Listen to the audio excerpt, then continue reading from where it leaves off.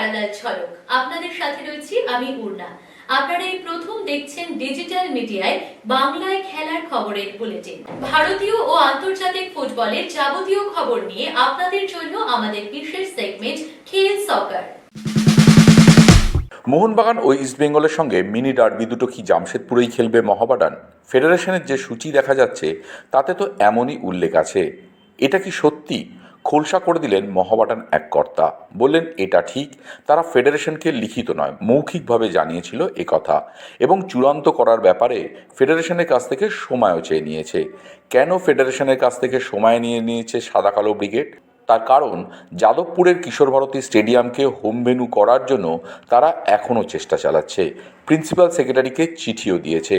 এখন principal secretary কবে তাদের ডাকে তার অপেক্ষায় তারা। তাদের আশা দিন দুয়েকের মধ্যেই হয়তো তাদের ডাক আসবে। তবে তাদের পক্ষে মোহনবাগান ইস্টবেঙ্গলের মতো অত অর্থ ব্যয় করে যুব ভারতী নেওয়া সম্ভব নয়।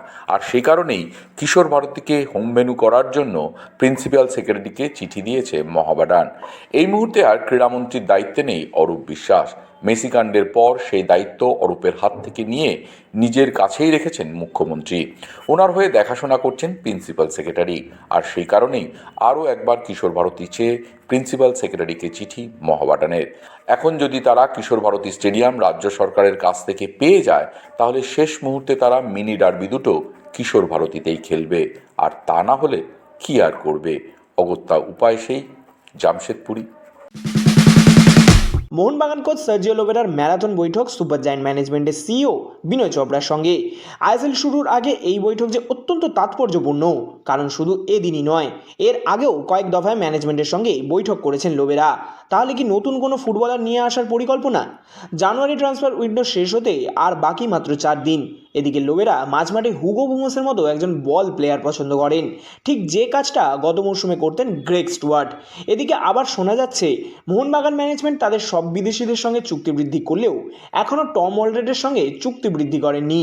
আর সেখানেই উঠছে প্রশ্ন, তাহলে কি কোচের ইচ্ছায় টমের সঙ্গে সমঝোতা সেরে নতুন বিদেশি আনতে চলেছে মোহনবাগান? যদিও ম্যানেজমেন্ট বলছে টমের সঙ্গে নাকি খুব তাড়াতাড়ি চুক্তি বৃদ্ধি করবে তারা, কিন্তু ট্রান্সফার উইন্ডোর ফাইনাল লাপে এসে কেন দফায় দফায় ম্যানেজমেন্টের সঙ্গে বৈঠক করছেন মোহনবাগান কোচ? শুধুই কি আইএসএল শুরুর আগে প্ল্যানিং, নাকি রয়েছে অন্য কোনো পরিকল্পনা?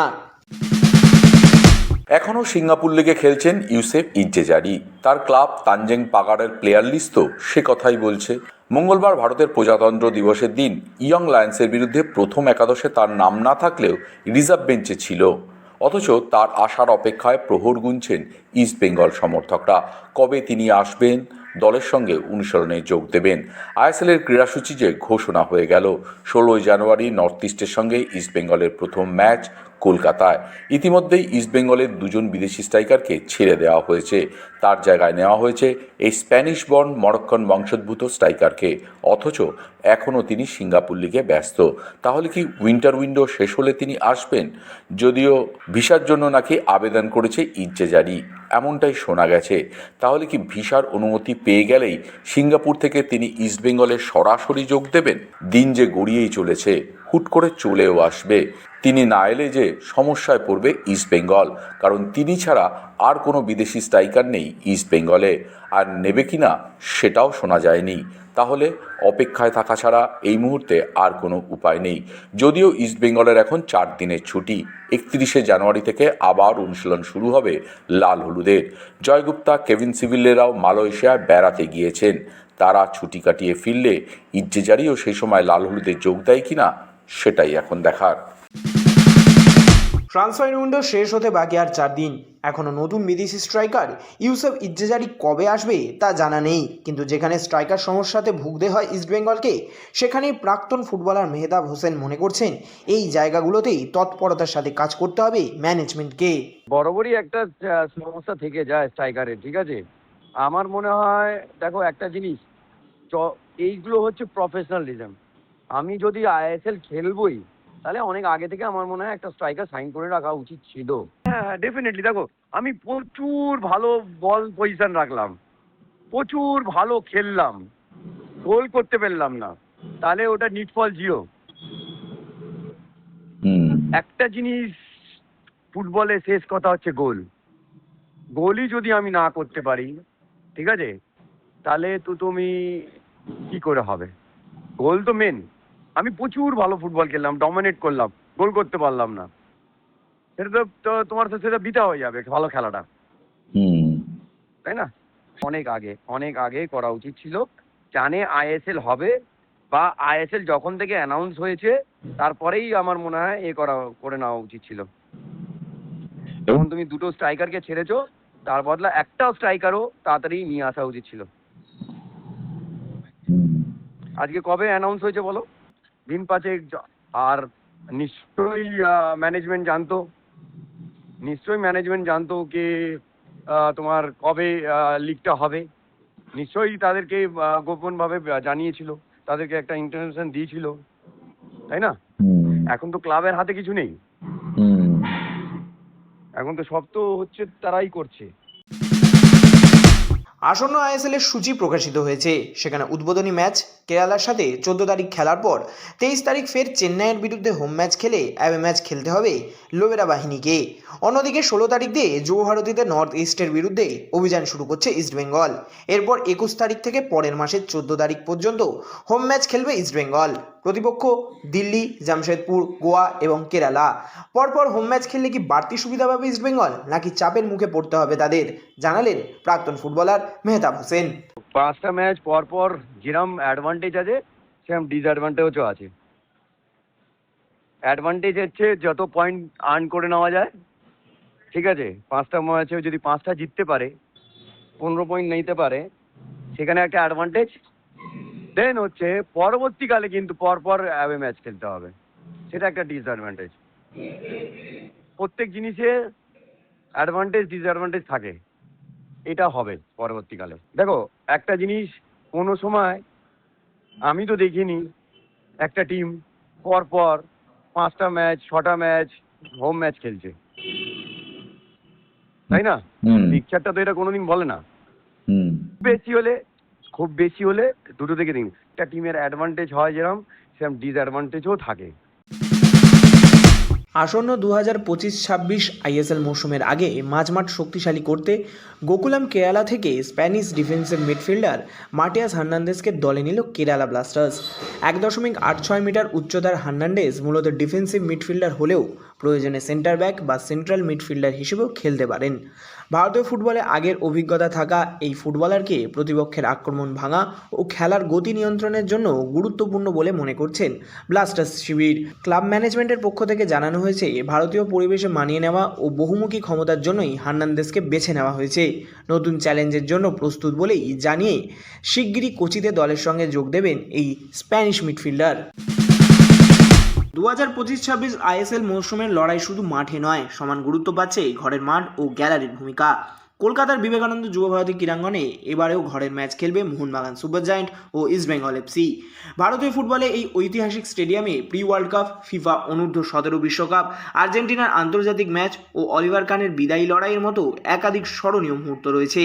শহরের আরেক প্রধান ক্লাব মোহামেডান স্পোর্টিং এ মরশুমে ঘরের ম্যাচ খেলবে জামশেদপুরের জেআরডি টাটা স্পোর্টস কমপ্লেক্সে। গুয়াহাটির ইন্দিরা গান্ধী অ্যাথলেটিক স্টেডিয়ামে নর্থ ইস্ট ইউনাইটেড, ফাতোরদার জওহরলাল নেহরু স্টেডিয়ামে এফসি গোয়া, মুম্বাই ফুটবল অ্যারিনায় মুম্বাই সিটি এবং জেআরডি টাটাতেই জামশেদপুর এফসি নিজেদের ঘরের সুবিধা পাবে। কেরালা ব্লাস্টার্স এবার কোচির বদলে কোঝিকোডের ইএমএস স্টেডিয়ামে খেলবে। চেন্নাইয়ের ঘর মারিনা এরিনা। বেঙ্গালুরু এফসি খেলবে কান্তিরাবা স্টেডিয়ামে। দিল্লির জওহরলাল নেহরু স্টেডিয়ামে পাঞ্জাব এফসি এবং ভুবনেশ্বরের কলিঙ্গা স্টেডিয়ামে ওড়িশা এফসি নামবে। সব মিলে এই স্টেডিয়ামগুলোই আসন্ন আইএসএল মরশুমে ক্লাবগুলোর পরিচয় ও ঘরের মাঠের লড়াইয়ে গুরুত্বপূর্ণ অঙ্গ হয়ে উঠছে। টানা 3 ম্যাচ জয়ের পর সন্তোষ ট্রফির চতুর্থ ম্যাচে তামিলনাড়ুর মুখোমুখি হবে বাংলা। দুপুর 2টোয় শিলাবাতা স্টেডিয়ামে সঞ্জয় সেনের দলের সামনে অপেক্ষা করছে আরেকটি কঠিন পরীক্ষা। শেষ 2 ম্যাচে উত্তরাখণ্ড ও রাজস্থানের বিরুদ্ধে নরহরি শ্রেষ্ঠা এবং সায়ন ব্যানার্জির করা একমাত্র গোলে শেষ মুহূর্তে জয় ছিনিয়ে নিয়েছিল বাংলা দল। আত্মবিশ্বাস থাকলেও প্রতিপক্ষকে হালকাভাবে নেওয়ার অবকাশ নেই। কাঠ সমস্যায় কেউ না থাকলেও প্রথম ম্যাচে চোট পাওয়া উত্তম হাঁসদাকে এই ম্যাচেও পাওয়া যাবে না। তবু গ্রুপ পর্বে শতভাগ জয়ের লক্ষ্যেই নামবে বাংলা। ভারতীয় ফুটবলে নতুন এক ইতিহাস তৈরির হাতছানি। দেশের মেয়েদের হাত ধরেই ভারতীয় ইতিহাসে তৈরি হতে পারে নতুন এক অধ্যায়ের। আগামী মার্চ মাসে এএফসি এশিয়া কাপে নামবে ভারতীয় দল। এশিয়া কাপ 2026-এ নিজেদের লক্ষ্য পূরণ করতে পারলেই প্রথমবার ফিফা বিশ্বকাপ খেলবে ভারত, অর্থাৎ প্রথম 6-এর মধ্যে থাকতে পারলেই বিশ্বকাপে ভারত। আর সেই স্বপ্নেই এখন বিভোর গোটা ভারত। ছেলেদের দল যখন এশিয়া কাপে যেতে ব্যর্থ, সেই সময় নিজেদের দুরন্ত পারফরমেন্স প্রদর্শন করে এশিয়া কাপের মঞ্চে নিজেদের জায়গা পাকা করে ফেলেছে ভারতীয় মহিলা দল। মঙ্গলবার লা লিগায় টাচ স্টেগানের অভিষেক হয়ে গেল জিরোনার জার্সিতে। সেই ম্যাচে শেষ মিনিটে তারই সেভে হার বাঁচায় জিরোনা। গেটাফার বিপক্ষে এই ম্যাচে প্রথমার্ধ গোল শূন্য ড্র থাকলেও 59 মিনিটে লুইস ভ্যাসকুয়েজের গোলে এগিয়ে যায় গেটাফা। এরপর জিরোনার একের পর এক আক্রমণ করলেও তা থেকে গোল তুলে নিতে পারেনি তারা। এরপর গেটাফার এক প্লেয়ারের শট টার স্টেগানের সেভে আর গোল হয় না। তারপর অতিরিক্ত সময়ে ভিটোর রেজের গোলে সমতায় ফেরে জিরোনা। তাই বলাই যায় প্রথম ম্যাচে নেমেই জিরোনার হিরো হলেন গোলকিপার টার স্টেগান। লা মাসিয়া থেকে উঠে আসা প্রতিশ্রুতিশীল মিডফিল্ডার দ্রো ফার্নান্দেজকে ঘিরেই ভবিষ্যতের স্বপ্ন দেখছিল বার্সেলোনা। কোচ হ্যান্সি ফ্লিকের আস্থাও পেয়েছিলেন তিনি। তবে সেই স্বপ্নে জল ঢেলেই প্যারিস সেন্ট জার্মেনে পাড়ি দিলেন 18 বছরের এই তরুণ। ফার্নান্দেজকে নিতে 8.2 মিলিয়ন ইউরো খরচ করেছে পিএসজি, যা তার রিলিজ ক্লজের থেকেও বেশি। দুই ক্লাবের সুসম্পর্ক বজায় রাখতেই এই সিদ্ধান্ত। প্রতিভাবান ফুটবলারকে হারিয়ে হতাশ হান্সি ফ্লিক। গোটা ট্রান্সফার প্রক্রিয়াকে অপ্রীতিকর বলে মন্তব্য করেছেন বার্সেলোনার সভাপতি হুয়ান লাপোর্তা। বিশ্বজুড়ে 22 গজের নানান রকম খবর, ক্রিকেটের সেই সমস্ত খবর নিয়ে আমাদের বিশেষ সেগমেন্ট লীল ছক্কা।